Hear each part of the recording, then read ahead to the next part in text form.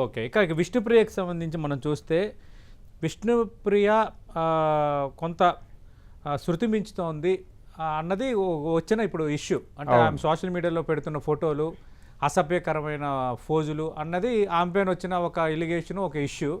దాని మీద పోలీస్ స్టేషన్లో కంప్లైంట్ అవ్వటము, ఈమె వెళ్ళటము, మాట్లాడటము. అలా కాకుండా ఇష్యూ నడుస్తున్న కొద్ది రోజుల తర్వాత మళ్ళీ స్పెసిఫిక్గా ఆమె కొంత అమౌంట్ పెట్టింది. ఎవరైతే ఆ అమౌంట్ పే చేస్తారో వాళ్ళకి కొంచెం ఇలాంటి హాట్ ఫొటోస్ పంపిస్తుంది అన్నది మరో ఇష్యూ, అంటే మరో ఆరోపణ, ఇష్యూ అనేది ముందుకు వచ్చింది. అవును. ఇప్పుడు సోషల్ మీడియాలో చాలా అంటే నైతికత అనే కోణంలో చూస్తున్నారు. అయితే నైతికతతో పాటు చూడాల్సిన విషయాలు ఇంకా ఉన్నాయి.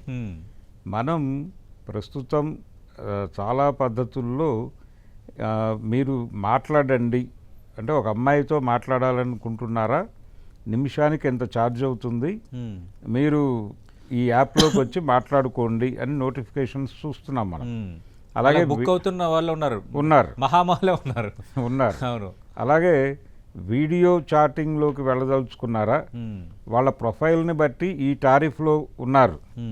ఈ టారిఫ్లో నిమిషానికి 10 రూపాయల నుంచి 100 రూపాయల వరకు నిమిషానికి ఆ పేమెంట్ మీరు చేస్తే వాళ్ళతో వీడియో కాల్లోకి వెళ్ళొచ్చు అని చెప్పి కొన్ని యాప్స్లో ఇది జరుగుతోంది. అయితే ఈ విడిది ఆ గొడవ కంటే కూడా ఇన్స్టాలో టికెటింగ్ పద్ధతి ఉంది.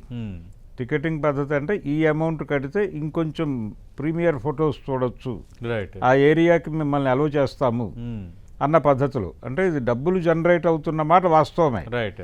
ప్రజల్లో ఒక క్యూరియాసిటీ కలిగించటము, దాని నుంచి రెవెన్యూ జనరేట్ చేయటము అనే ప్రోగ్రాం నడుస్తోంది. ఎందుకు వీళ్ళందరూ ఇలాంటి వాటికి ఎందుకు ఆదరణ దొరుకుతోంది అనే యాంగిల్ కూడా చూడాలి. ప్రస్తుతం సమాజంలో సింగిల్స్ పెరిగారు. పురుషులు అంటే పెళ్ళిళ్ళు అనేవి తగ్గిన మాట వాస్తవం. ఎందుకు తగ్గాయి అనేది ఒక సామాజిక గొడవ, అది వేరే గొడవ. అయితే సింగిల్స్ మహిళలు అలాగే పురుషులు కూడా సింగిల్గా ఉంటున్నటువంటి వాళ్ళ సంఖ్య గణనీయంగా పెరగటంతో ఈ అవకాశం దొరుకుతోంది వీళ్ళకి. అంటే వాళ్ళని ఈ ట్రాప్లోకి లాగడానికి ఒక అవకాశం దొరుకుతోంది. ఈ యాప్లు మాట్లాడతారా, నిమిషానికి ఎంత ఇవ్వండి, వీడియోలు మాట్లాడతారా ఇంత ఇవ్వండి, ఈ ఫోటో